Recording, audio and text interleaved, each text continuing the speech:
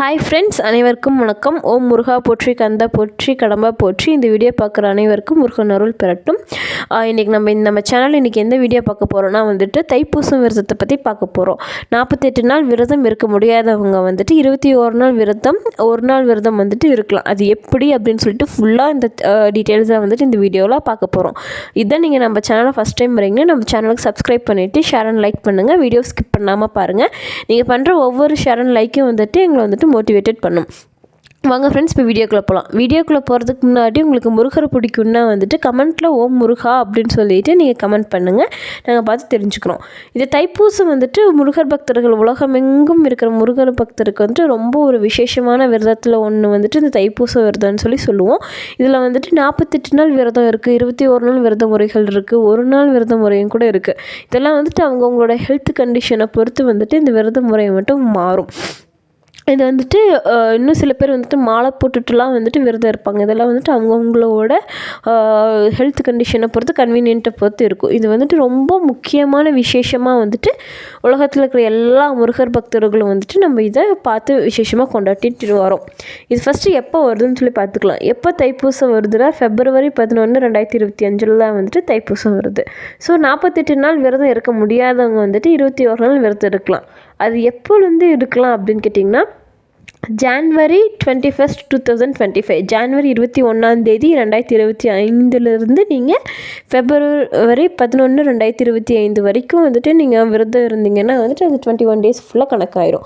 அப்படி இல்லைனாலும் நீங்கள் 1 day விரதமும் இருக்கலாம். அன்றைக்கி மட்டும் தைப்பூசத்துக்கு அன்றைக்கி மட்டும் நீங்கள் விரதம் இருந்தீங்கன்னா அது 1 day விரதம் மாதிரி இருக்கும். நீங்கள் 48 நாள் விரதம் எப்படி இருக்கிறீங்களோ அதே பலன் தான் இந்த 21 நாள் விரதத்துக்கும் ஒரு நாள் விரதத்துக்கும் உங்களுக்கு வரும். இப்போது யார் இருக்கலாம் அப்படின்னு கேட்டிங்கன்னா, நீங்கள் யார் வேணாலும் இருக்கலாம். ஆண் பெண் அப்படின்னு சொல்லிட்டு அப்படி பாகுபட்சமே இல்லை. யார் வேணாலும் நீங்கள் இந்த விரதத்தை கடைப்பிடிக்கலாம். இப்போ பெண்களுக்கு மாதவிடாய் ஆயிரும் அப்படின்னு சொன்னீங்கன்னா, இந்த மாதவிடாய் டைமில் மட்டும் நீங்கள் உங்கள் வீட்டில் வேறு யாராச்சும் இருந்தாங்களோ அவங்கள பூஜை பண்ண சொல்லலாம். அப்படி யாருமே இல்லைன்னா நீங்கள் அந்த நாட்களை தவிர்த்துட்டு மற்ற நாள் நீங்கள் கடைப்பிடிக்கலாம். இப்போது அது எப்போ வருதுன்னு சொல்லிட்டு நம்ம பார்த்தாச்சு, யார் கடைப்பிடிக்கணும்னு சொல்லி பார்த்தாச்சு. இப்போ எதுக்காக இந்த விரதம் இருக்கிறாங்க அப்படின்னு சொல்லி கேட்டிங்கன்னா, வாழ்க்கையில் எண்ணற்ற பிரச்சனை இருக்குது. தீராத கடன் இருக்குது, தீராத நோய் இருக்குது, இல்லை வேலையில் அடுத்த லெவலில் போகணும், இல்லை வேலை கிடைக்கணும், திருமணம் ஆகணும், குழந்தை பாக்கியம் கிடைக்கணும், இல்லை குடும்பம் நல்ல நிலைமைக்கு வரணும் அப்படின்னு சொல்லிட்டு இருக்குது. எண்ணற்ற பிரச்சனைகளுக்கெல்லாம் இந்த நீங்கள் தைப்பூச விரதம் இருந்தீங்கன்னா உங்களுக்கு கை மேலே பலன் கிடைக்குது. நிறையா பேர் இருந்து நிறையா பலன் இந்த தைப்பூச விரதத்துலேருந்து எல்லோரும் அனுபவிச்சிருக்கிறாங்க. ஸோ இது எப்படி இருக்கலாம்னு சொல்லிட்டு பார்க்கலாம் வாங்க. இப்போ நீங்கள் 21 நீங்கள் ஜனவரி 21 ஆரம்பிக்கிறீங்கன்னா, முன்னாடி வீடெல்லாம் க்ளீன் பண்ணிவிட்டு 21 காலையில் பிரம்ம முகூர்த்தத்தில் எழுந்திரிச்சு தலை குளிச்சுட்டு உங்கள் வீட்டில் வேல் இல்லைன்னா முருகரோட சிலை ஏதாச்சும் இருந்துச்சுன்னா அதுக்கு நீங்கள் அபிஷேகம் பண்ணலாம்.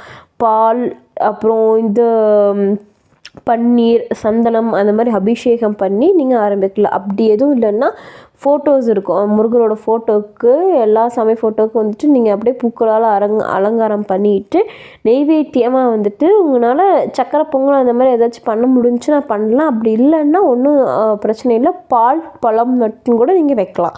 நீங்கள் அதை நெய்வேத்தியமாக வச்சுட்டு ஃபஸ்ட்டு விநாயகர் பெருமானை மனசார கும்பிட்டு, விநாயகர் பெருமானை இந்த விரதத்தை நான் இதுக்காக இருக்கிறேன், நீங்கள் நல்லபடியாக இந்த விரதத்தை எனக்கு முடிச்சு தரணும் அப்படிங்கிற மாதிரி நீங்கள் நல்லா மனசார வேண்டிட்டு, அப்புறம் நம்ம குலதெய்வத்தையும் நல்லா வேண்டிட்டு, அதுக்கப்புறம் முருகப்பெருமானை நல்லா மனசார வேண்டிட்டு, முருகப்பெருமானே இந்த நான் 21 நாள் விரதம் இல்லை ஒரு நாள் விரதம் நான் இருக்கிறேன், இந்த காரணத்துக்காக நான் இருக்கிறேன், எனக்கு நீங்கள் தான் எனக்கு வழிகாட்டணும் அப்படின்னு சொல்லிட்டு ஃபுல்லாக முருகப்பெருமான் நம்ம அர்ப்பணிச்சுட்டு அந்த நீங்கள் விரதத்தை ஸ்டார்ட் பண்ணலாம்.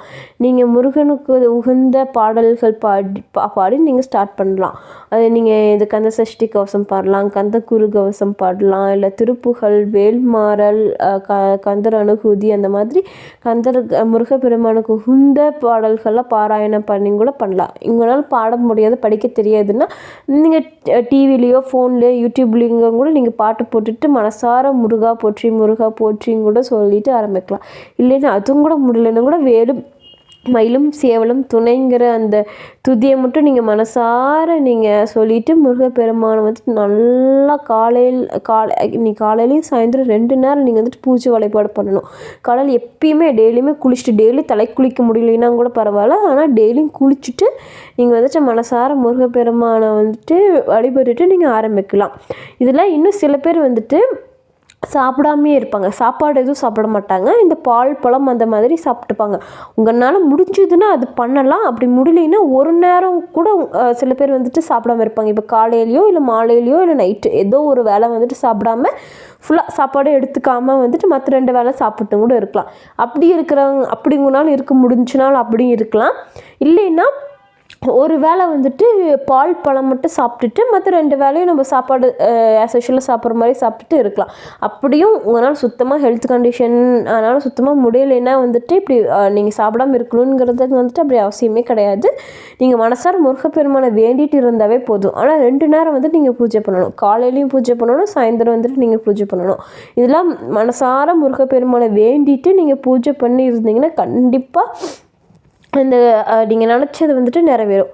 இப்போ இந்த இடப்பட்ட காலத்தில் வந்துட்டு உங்களுக்கு ஏதாச்சும் தவிர்க்க முடியாத சூழ்நிலைகள், இப்போ பெண்களுக்கு மாதவிடாய் வந்துச்சுன்னா என்ன பண்ணுறது அப்படின்னு கேட்டிங்கன்னா, அந்த நாட்களை நீங்கள் தவிர்த்துடணும்.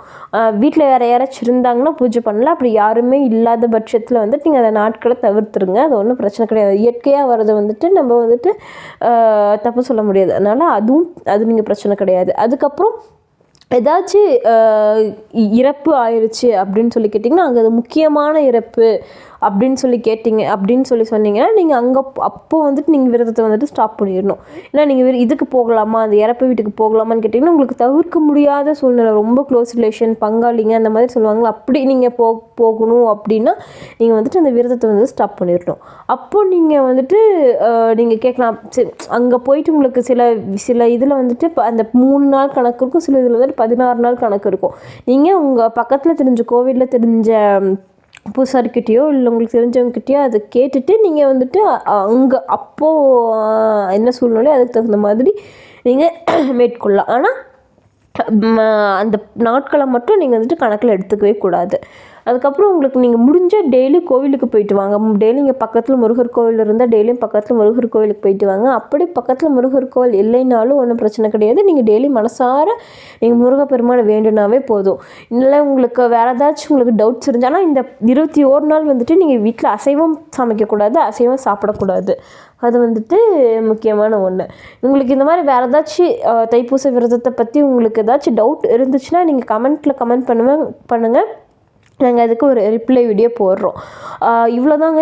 21 நாள் விரதம் இருக்கிறது இதே தான். ஒரு நாள் விரதம் இருக்கிற முறை வந்துட்டு நீங்கள் காலையில் நேரத்துலேயே எழுந்திரிச்சு குளிச்சுட்டு நீங்கள் அந்த ஒரு நாள் ஃபுல்லாமே பால் பழம் மட்டும் சாப்பிட்டுட்டு நீங்கள் முருகப்பெருமானுக்கு விரதம் இருக்கலாம். நீங்கள் விரதம் 21 நாள் விரதம் முடிக்கும்போது வந்துட்டு தைப்பூசத்துக்கு அன்றைக்கி கோவிலுக்கு போயிட்டு சாமி கும்பிட்டு நீங்கள் விரதத்தை முடிச்சிடலாம்.